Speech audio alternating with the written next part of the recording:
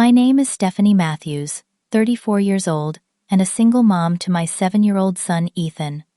What started as a regular Sunday dinner at my parents' house turned into a nightmare I will never forget. I always thought family meant safety, even with the tension between my sister Natalie and me. I believed blood was thicker than water. I was so wrong. Before I tell you how my entire family turned against me that Sunday, let me know where you are watching from, and do not forget to like and subscribe if family drama hits close to home. The 2-story brick house where I grew up still looks exactly the same. White picket fence that Dad repainted every spring, mom's hydrangeas blooming along the walkway, and the oak tree in the front yard where I had my first kiss with Bobby Peterson in 8th grade. Every month, Ethan and I make the 40-minute drive for these family dinners, a tradition my mother Elaine insists we maintain. Family stays connected, she always says, though her idea of connection feels more like inspection. Walking through that front door feels like stepping back in time, but not in a nostalgic way. More like being 14 again, never quite measuring up. The photos lining the entryway tell the story my parents prefer. Natalie, in her graduation gown. Natalie winning the state spelling bee. Natalie, at her teaching award ceremony. You might notice there are surprisingly few photos of me. Elaine Matthews, my 62-year-old mother, greeted us at the door with her signature partial hug. The kind that barely touches you, like she is afraid my single mom status might be contagious. Her salt and pepper hair was perfectly styled, as always, not a strand out of place, much like the carefully cultivated image of our family. "Stephanie, you are 5 minutes late," she said instead of hello. Then her voice completely transformed when she turned to Ethan. "And there is my handsome grandson. Come give Grandma a proper hug." My father, Walter, 65, called out his usual greeting from his recliner, eyes glued to whatever sports game was playing. "Hey there, kiddo," he said, and I was never quite sure if he was talking to me or Ethan. Then there was Natalie, my 29-year-old sister, elementary school teacher extraordinaire, and the eternal golden child. She stood in the kitchen doorway, wineglass in hand, eyeing Ethan's sneakers on the clean floor with obvious disapproval. "Shoes off in the house, Ethan," she said before even saying hello. "Some of us care about cleanliness." I bit my tongue. Again. "Ethan, honey, remember to take your shoes off at Grandma's house." Ethan quickly kicked off his sneakers, his bright blue eyes scanning the room for approval. My sweet boy, always trying so hard to please everyone. He was wearing his favorite dinosaur t-shirt, the one with the triceratops that he insisted was the friendliest dinosaur. His sandy blonde hair needed a trim, another thing I was surely failing at, according to family standards. "I brought my drawing book, Aunt Natalie," Ethan said, pulling out his sketchpad. "Want to see the dragon I drew yesterday?" Natalie gave a tight smile. "Maybe later. I am helping Mom with dinner." After my divorce from Michael 3 years ago, I had thrown myself into being the best single parent I could be, working full-time as a speech therapist at a local clinic, making it to every school event, and still managing to help Ethan with his reading every night. It was exhausting, but worth it to see him thriving, despite the absence of his father, who had moved to Seattle with his new girlfriend, and only called on birthdays and Christmas. Meanwhile, Natalie lived the perfect childless life in her immaculate condo downtown. She taught 3rd grade, and was adored by students and parents alike. My mother never failed to remind me how Natalie had done things in the right order, unlike me, who had gotten pregnant right after college, and married Michael, in what my mother called a predictable shotgun wedding. "Stephanie, could you at least have brushed Ethan's hair before coming over?" my mother whispered as we moved to the kitchen. "What will the neighbors think if they see him looking so unkempt?" The neighbors. Always the neighbors. As if Mrs. Peterson next door was the ultimate judge of our family worth. "He took a bath right before we came, Mom. He is 7, not attending a business meeting." "Well, when you were 7, I made sure you and your sister always looked presentable in public." There it was, the comparison that never ended. The kitchen smelled amazing despite the tension. Lasagna, Natalie's favorite, Never Ethan's preferred mac and cheese or my chicken parmesan. The dining table was set with the good china, another unspoken rule of these monthly dinners. Act like we are the perfect family, even if we are crumbling beneath the polished surface. "Did Natalie tell you about her summer plans?" Mom asked, as she handed me plates to carry. "She is going to Europe for 3 weeks. Paris, Rome, Barcelona, all by herself. So brave and independent." The subtext was clear. Unlike you tied down with a child at such a young age.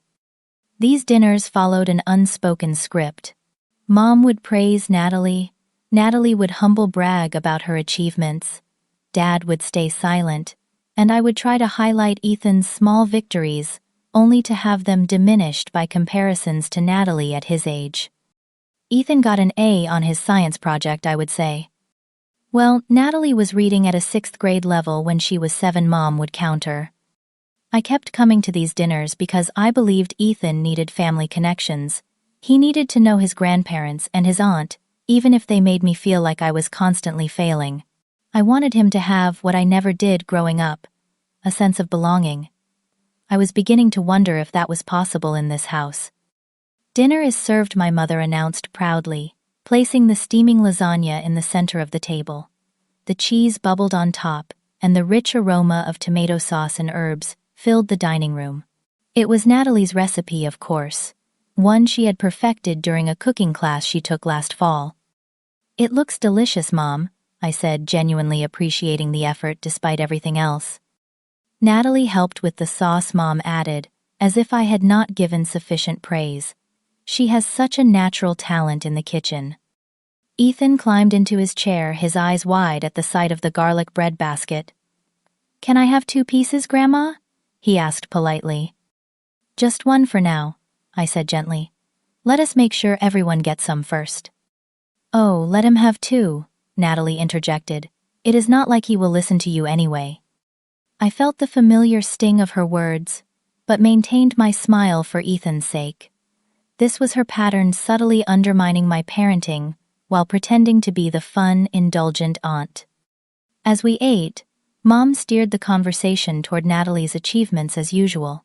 "Tell Stephanie about the principal's commendation you received, Natalie." Natalie dabbed her mouth with her napkin, taking her time before responding. "It was nothing really, just a recognition for the reading program I developed. My students' test scores were the highest in the district." "That is wonderful," I said sincerely. Despite our issues, I never doubted she was an excellent teacher. "And tell them about your Europe trip," Mom prompted, beaming with pride. 3 weeks, 5 countries, Natalie said, swirling her wine. "Starting in London then, Paris, Barcelona, Rome, and finishing in Athens. One of the benefits of being childless is the freedom to just pick up and go wherever, whenever." She glanced at me as she said this, the implication clear. I chose wrong. She chose right.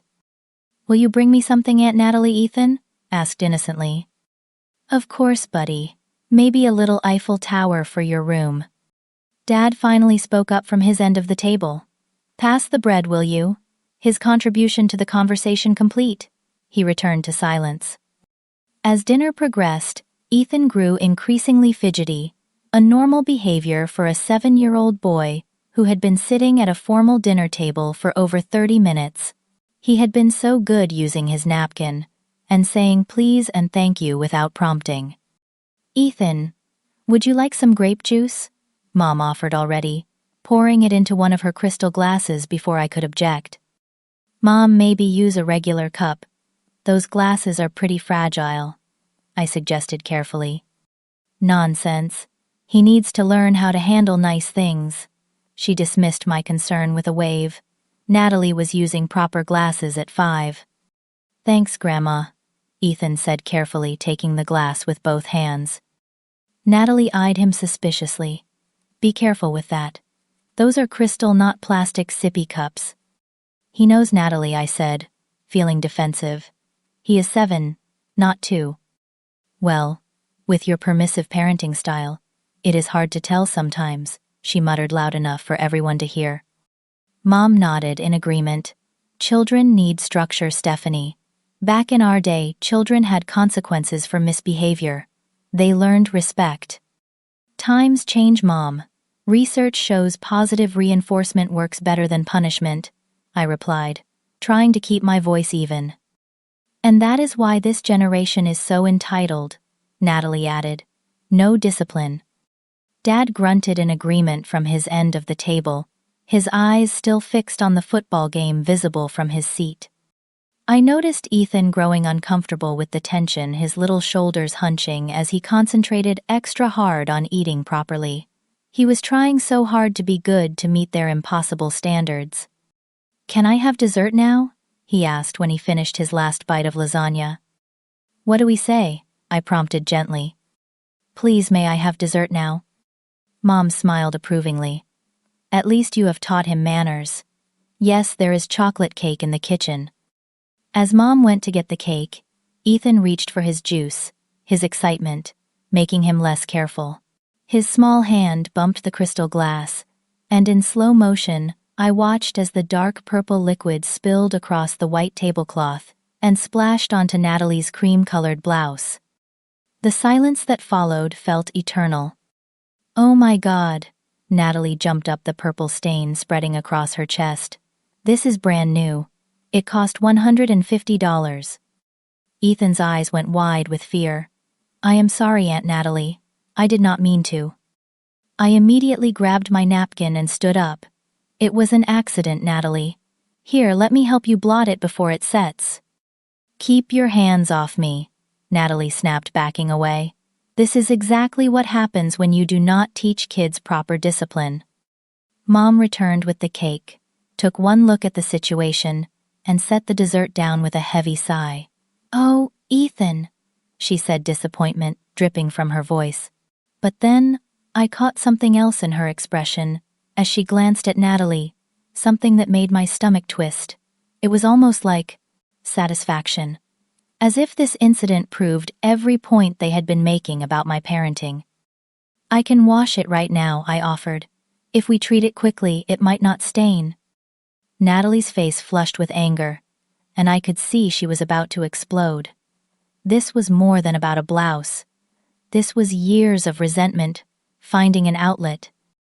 "I will get the stain remover," I said quickly, trying to diffuse the situation, as Ethan's lower lip began to tremble. "You little brat!" Natalie's voice cut through the room like a knife as I returned with the stain remover. She was standing over Ethan, who had shrunk back in his chair, tears welling in his eyes. "Natalie."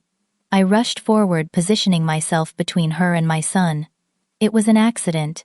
He did not do it on purpose." This is what happens when children are not taught consequences. "Stephanie." She seethed, ignoring my outstretched hand with the stain remover. "He is completely undisciplined, running wild like some animal." My mother stood by, nodding along with Natalie's tirade. "We warned you about being too soft with him, Stephanie. Children need firm boundaries." Ethan slid off his chair and tugged at my shirt. "I am really sorry, Mommy. I can help clean it." His voice was small, trembling with the effort not to cry. "It is okay, sweetie," I reassured him, squeezing his shoulder. "Accidents happen." "Accidents happen," Natalie mimicked in a high-pitched voice. "That is your answer for everything, is it not? No wonder he thinks he can get away with anything." She brushed past us, deliberately bumping my shoulder as she stormed toward the stairs. "This blouse is ruined. Absolutely ruined." "Natalie, please," I called after her. "Let us just talk about this calmly." "Calmly. Like you talk to Ethan when he misbehaves. No consequences. Just accidents happen." She disappeared upstairs, the sound of a door slamming echoing through the house. My father finally looked up from the television. "You should control your boy better, Stephanie," he said, before returning his attention to the game. I felt my blood beginning to boil, but took a deep breath. Fighting with them would only make things worse for Ethan, who was now trying to wipe the tablecloth with his napkin, tears streaming silently down his cheeks. "Ethan, it is okay," I said softly, kneeling beside him. "Why do not you go into the living room and take out your drawing book? I will talk to Aunt Natalie." "She hates me," he whispered, his blue eyes wide with hurt. No, sweetie. She is just upset about her blouse. She does not hate you. I wiped his tears with my thumb. Go on now. I will fix this. As Ethan trudged to the living room, shoulders slumped in defeat, my mother clicked her tongue disapprovingly. You coddle him too much, Stephanie. When you girls were growing up, spilling something at the dinner table would have meant serious consequences. He is 7 years old, Mom. It was an accident. He feels bad enough without us making him feel worse. And that is why he will never learn, she replied, gathering the soiled napkins. You are raising him to be weak. I bit back a retort and headed upstairs to find Natalie. As I passed my parents' bedroom, something caught my eye. My father's old leather belt was hanging on the back of the door, the same belt he had used to discipline Natalie and me when we were children. I paused, memories flooding back. The sound it made cutting through the air, the sting that lasted for hours, the humiliation worse than the pain. I had sworn when Ethan was born that I would never use physical punishment, that I would break the cycle. My hand unconsciously moved to my lower back, where a particularly harsh lesson had left a welt that took weeks to heal. I was 9, Ethan's age, and had accidentally broken my mother's favorite vase while playing indoors on a rainy day. The memory was so vivid that for a moment I was lost in it until a sound snapped me back to the present, a sound that made my blood run cold. The sharp crack of leather against skin. Then my son's scream. Mommy. I have never moved so fast in my life. I flew down the stairs, nearly tripping in my haste, my heart pounding so hard I could feel it in my throat. What I saw in the living room would haunt me forever.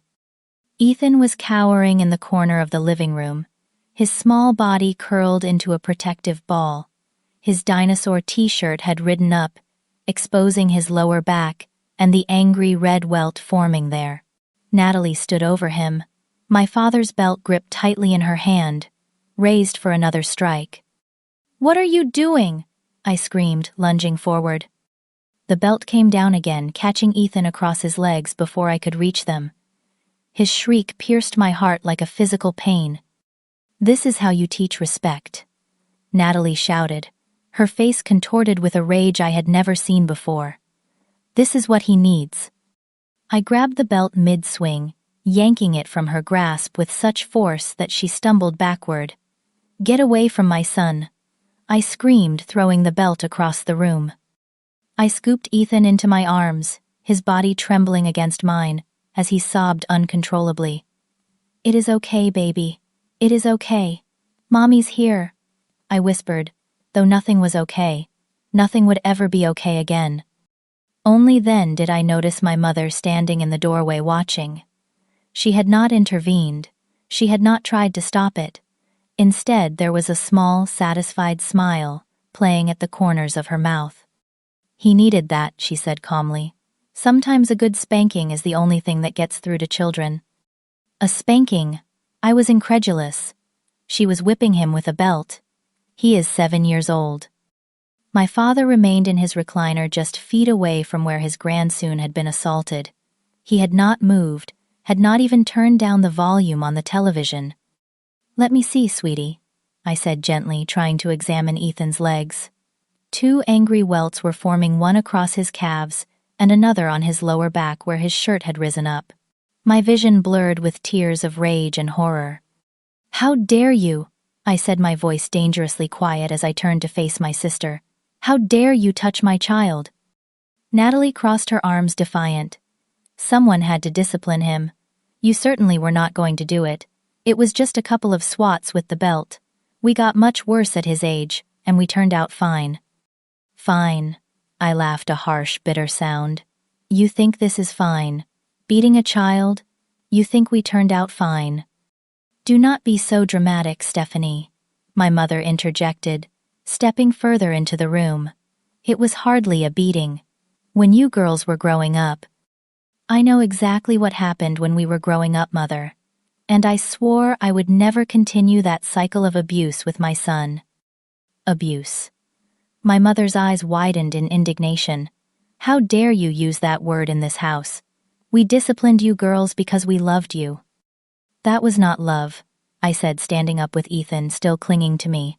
And this is not love either. We are leaving. Now. I grabbed Ethan's backpack from the couch, my hands shaking with adrenaline and fury.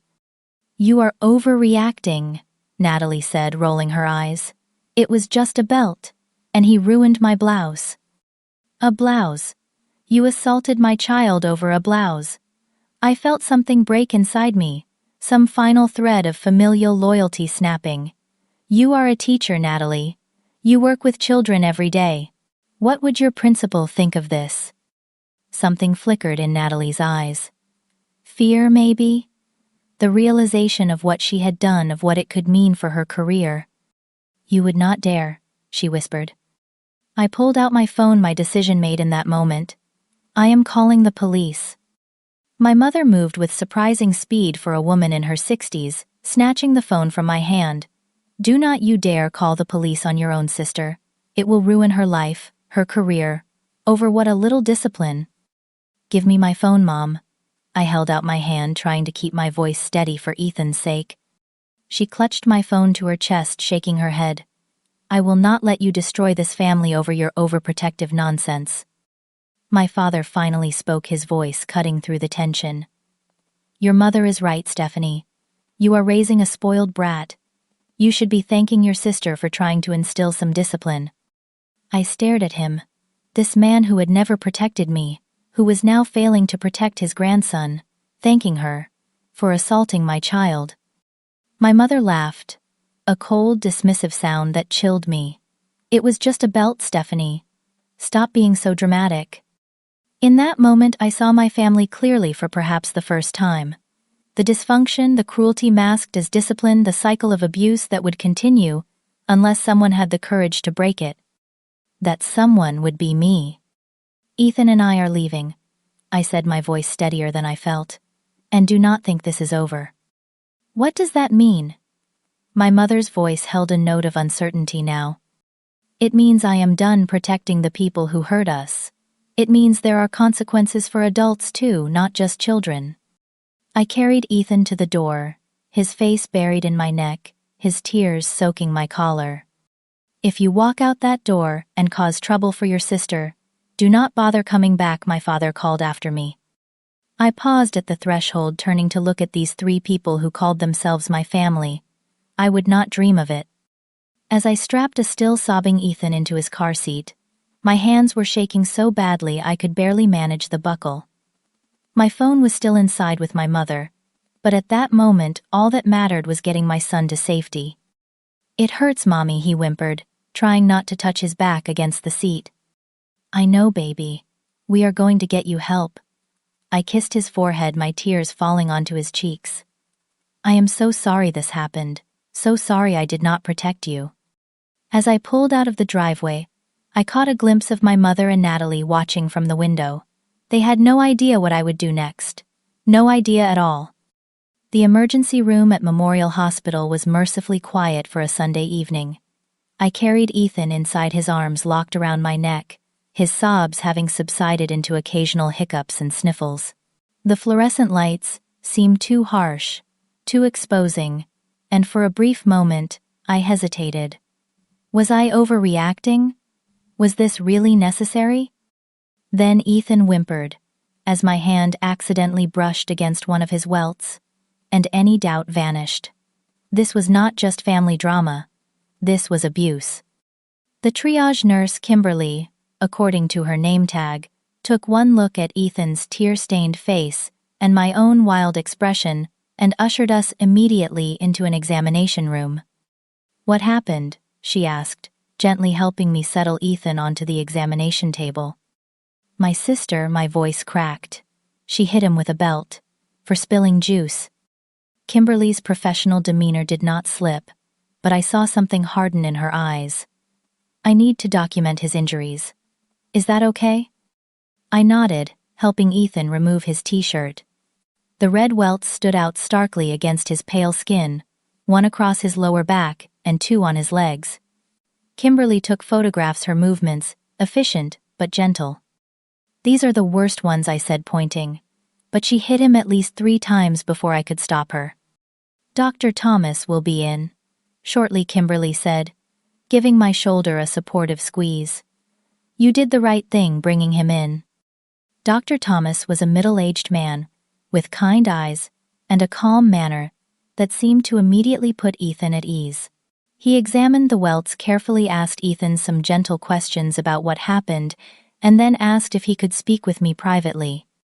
Kimberly offered to show Ethan the secret drawer of stickers and toys they kept for brave patients, and he reluctantly agreed to go with her.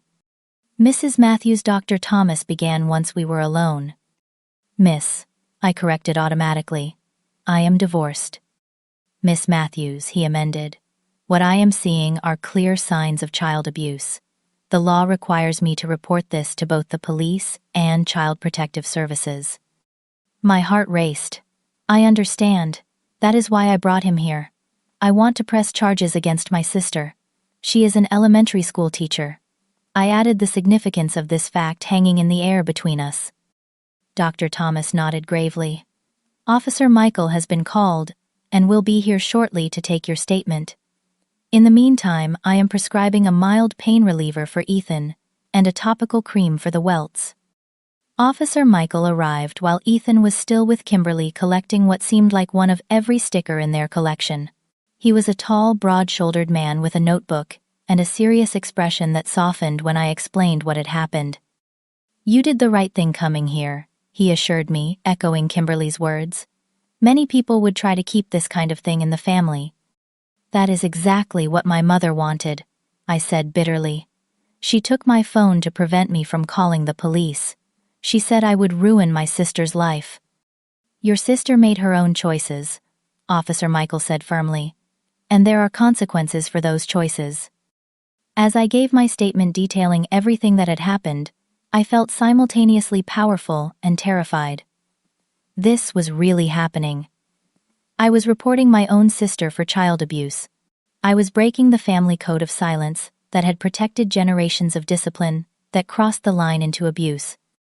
We will need to interview your son as well, Officer Michael explained. But not tonight. He has been through enough. I can schedule a time for him to speak with a specialist trained in interviewing children. Just as Officer Michael was preparing to leave, my phone rang. It was an unknown number, but I answered anyway, thinking it might be important. Stephanie. It is Mom. I am using Dad's phone. Her voice was tense, controlled. Where are you? When are you coming back? I am at the hospital, Mom. With Ethan, getting his injuries documented. There was a long silence. Then, you are making a terrible mistake. Natalie is beside herself. She says she barely touched him. There are welts, Mom. Actual welts on his body. Children bruise easily, she dismissed.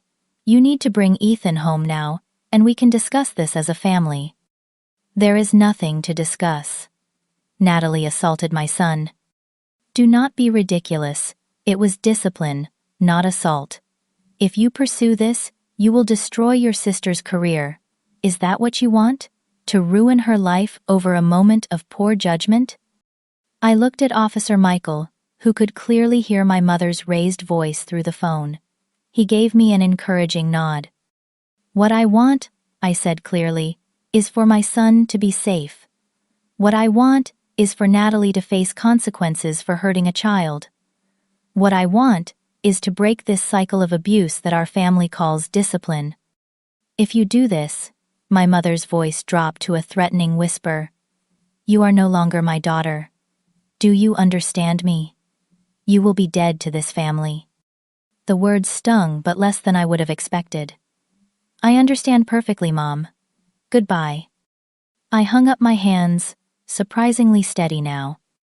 Family pressure can be intense in these situations, Officer Michael said kindly, but you are doing what needs to be done.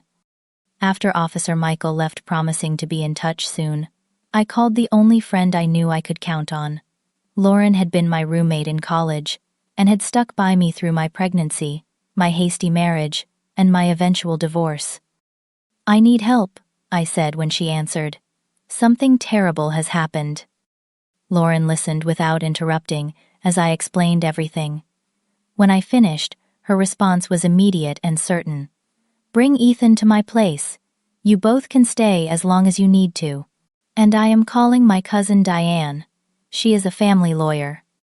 "I cannot afford a lawyer, Lauren." "Let me worry about that. Just get Ethan somewhere safe tonight. We will figure out the rest tomorrow." For the first time since I had heard Ethan scream, I felt like I could breathe again. We were not alone in this. 2 days later, I sat across from Diane Miller in her downtown law office.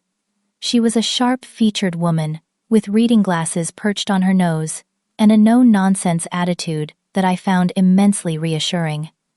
"Based on the medical report and the police statement, we have a strong case," Diane explained. "The district attorney is considering charges against your sister for child abuse. Given her position as an elementary school teacher, they are taking this very seriously." "What about my parents?" I asked. "They did not stop it. My mom even prevented me from calling the police. We can pursue a restraining order against all of them if you feel that is necessary for Ethan's safety, and given their reaction, I would recommend it." "Will Ethan have to testify? I do not want to put him through that." "It is unlikely. The medical evidence and your testimony should be sufficient, but Ethan will need to speak with a child psychologist, not just for the case, but for his own healing." I nodded, thinking of how quiet Ethan had been since the incident, how he flinched at sudden movements, how he had asked in a small voice if we would ever have to go back to Grandma and Grandpa's house again. "I want to move," I said suddenly. "Somewhere. They cannot just show up. Somewhere Ethan can feel safe again." Diane nodded understandingly. "That might be wise. I can help you file for an emergency restraining order today. That will give you legal protection while you look for a new place." As I signed the paperwork for the restraining order, I felt a strange mix of grief and relief. Grief for the family I had always wanted, but never truly had. Relief that I was finally taking concrete steps to protect my son and break free from the cycle of abuse that had been normalized in my family for generations. "You are doing the right thing," Diane assured me, as if reading my thoughts. "It takes courage to stand up to family, especially when they are in the wrong." Courage. Was that what this was? It felt more like desperation, like the fierce primal instinct to protect my child at all costs. But maybe that was courage after all. 2 weeks after what Ethan and I had come to call the bad Sunday, I received a voicemail from the principal of Westlake Elementary, where Natalie taught 3rd grade. She had been placed on administrative leave pending investigation. The criminal charges were moving forward, and the school district had no choice but to take action. The floodgates opened after that. Calls and texts from relatives, from my parents' friends, from people I had not spoken to in years. All of them, with the same message: I had gone too far. I was destroying my sister's life. I needed to drop the charges and handle this within the family. "You always were jealous of your sister," my Aunt Brenda hissed in one particularly venomous voicemail. "This is just your way of getting back at her for being more successful than you." I deleted the messages without responding. Lauren had helped me find a month-to-month rental in a secure apartment building across town, and Ethan and I had moved in with little more than our clothes and his favorite toys. The rest could wait. Ethan had started seeing Dr. Sophia, a child psychologist who specialized in trauma. She used play therapy to help him process what had happened, and slowly, I started to see glimpses of my happy, carefree boy returning. He still had nightmares sometimes, still asked questions I struggled to answer. "Why did Aunt Natalie hurt me, Mommy? Is Grandma mad at me? Are we ever going to see them again?" I answered as honestly as I could, in terms he could understand. "Aunt Natalie was wrong to hurt you. It was not your fault. Grandma and Grandpa need to learn that hurting children is never okay. We will not see them until they understand that, and can keep you safe." 3 weeks after the incident, Diane called to inform me that a meeting had been scheduled at her office. My parents and Natalie had requested to speak with me with Diane present as my advocate. Ethan would stay with Lauren. You do not have to do this, Diane reminded me. But sometimes these conversations can be productive in moving toward resolution. Resolution. The word felt hollow. What resolution could there be for what they had done? Still, some part of me needed to face them, to say my piece, without their interruptions or manipulations.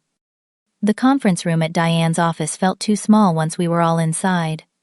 My mother looked older somehow, the lines around her mouth deeper than I remembered. My father sat stiffly beside her, his expression unreadable. Natalie was last to enter, her eyes red-rimmed and swollen. Thank you for agreeing to meet, Diane began formally.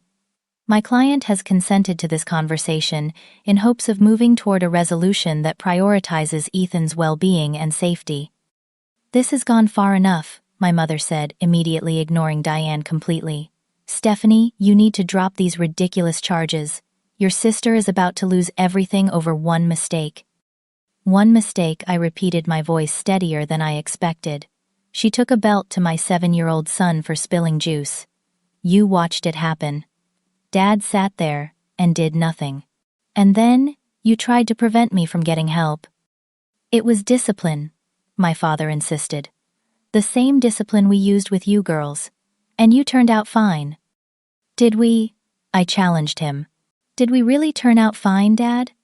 Because from where I am sitting, one of your daughters just assaulted a child, and the other spent 34 years thinking that kind of abuse was normal until she saw it happening to her own son. No one is saying what Natalie did was right, my mother interjected. She overreacted. She knows that. Does she? I turned to Natalie, really looking at her for the first time. Do you understand what you did? Natalie's lower lip trembled. I lost my temper. I am sorry. But you are destroying my career, my whole life, over one mistake. Your career? I laughed, a bitter sound that surprised even me. You beat a child with a belt, Natalie. A child in your care. You are a teacher. How many other children have you disciplined when you lost your temper? That is not fair, she cried. I would never do that at school.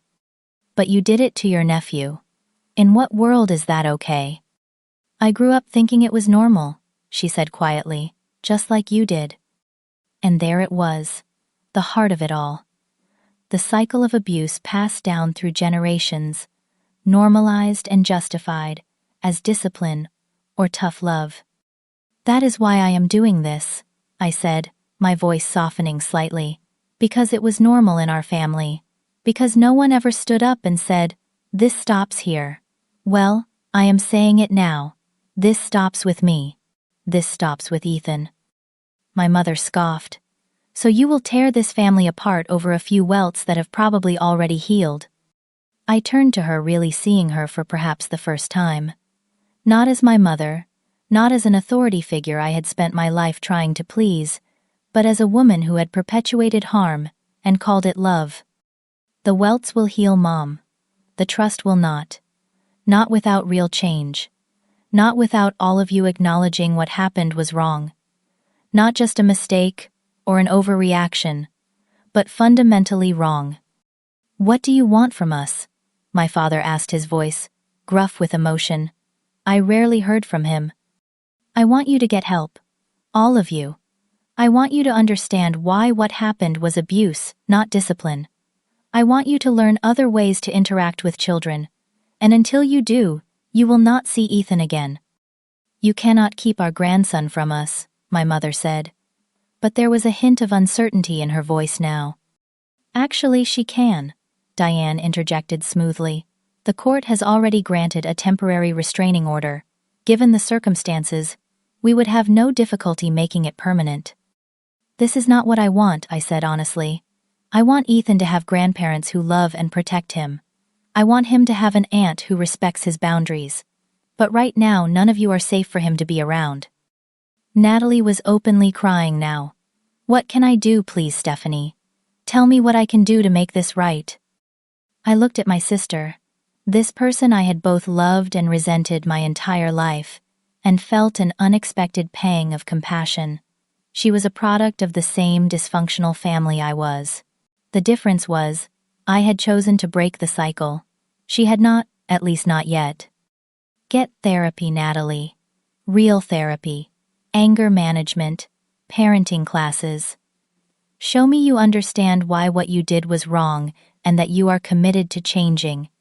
It will not happen overnight. It will not be easy, but it is the only way forward. And the charges my father pressed. The charges stand, I said firmly. There are consequences for hurting a child. That is something all of you need to understand. As the meeting concluded, my mother refused to look at me. My father shook his head in disappointment. But Natalie lingered, catching my eye as I gathered my things. I really am sorry, she whispered. I never meant to hurt him so badly. I know, I said, and I did. But intent does not erase impact. Ethan is still having nightmares. He still flinches when someone raises their voice. Those are the real consequences of what happened. Can I write to him? Just to apologize. I considered this. You can write a letter. I will read it first. If I think it is appropriate, I will share it with him when he is ready. It was a small opening, the tiniest crack in a door that had seemed permanently closed. But it was something. A beginning, perhaps. As I walked out of the office, I felt lighter somehow. Not because anything had been resolved, not because the pain had lessened, but because for the first time in my life, I had stood my ground with my family. I had put my son's well-being above their approval. I had chosen to break the cycle no matter the cost. And despite everything that felt like victory, 6 months have passed since that Sunday dinner that changed everything. Ethan and I have settled into our new apartment, a bright 2-bedroom, with a small balcony where we grow tomatoes and basil in pots. It is not fancy, but it is ours, and most importantly, it is safe. Ethan has thrived in his new school. His teacher, Mrs. Gabriella, sent home a note last week praising his creativity and kindness toward other students. He has made new friends, particularly a boy named Leo, who lives in our building and shares Ethan's love of dinosaurs and superhero comics. I received a promotion at the speech therapy clinic, where I work taking on more complex cases and mentoring a new therapist fresh out of graduate school.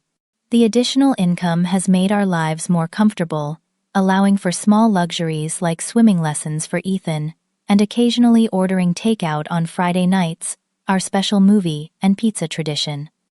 Life has found a new rhythm different from before, but increasingly comfortable.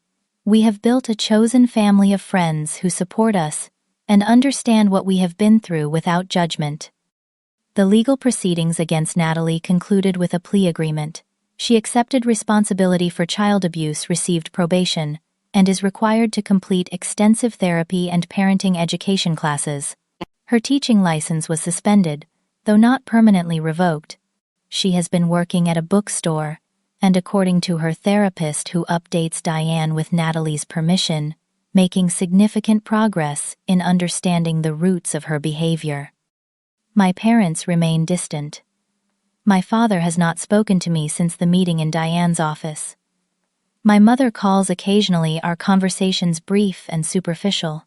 She still cannot acknowledge the harm that was done, still believes I overreacted. I have accepted that some relationships cannot be healed, at least not without fundamental change that some people are unwilling or unable to make. Last Tuesday, I was shopping at the grocery store, comparing prices on breakfast cereals when I heard a familiar voice. Stefania. I turned to find Natalie standing there, a shopping basket over her arm, her hair shorter than I remembered. She looked different, somehow less polished but more real. Hi, I said, my pulse quickening. We had not seen each other since the meeting in Diane's office. How are you?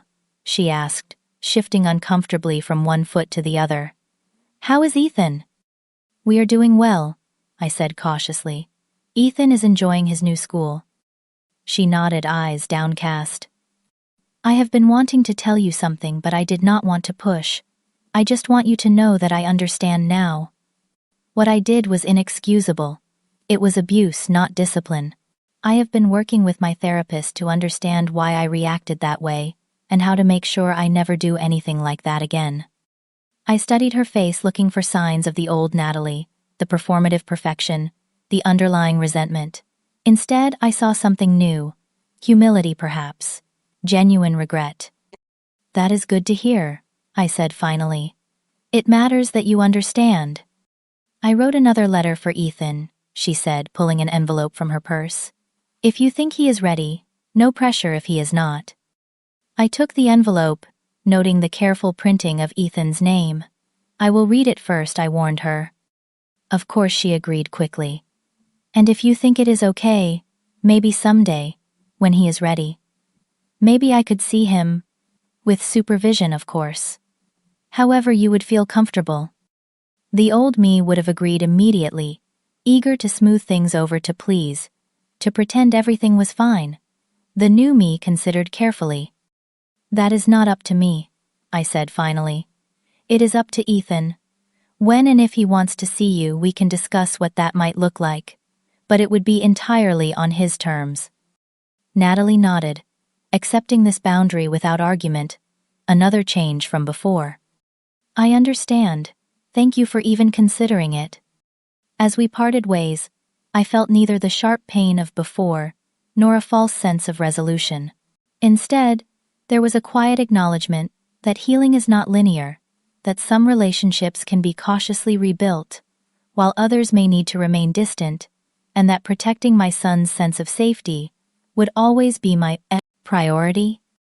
My mother still refuses to see her role in what happened. My last conversation with her ended with her familiar refrain: "You always were too sensitive, Stephanie. Always making mountains out of molehills." I no longer argue with her, or try to make her understand. I have accepted that some people cannot or will not change, and that my energy is better spent on those who can, including myself. The letter Natalie wrote to Ethan was genuinely remorseful, age-appropriate, and free of excuses. I shared it with Dr. Sophia first, who agreed it might be healing for Ethan to read it when he felt ready.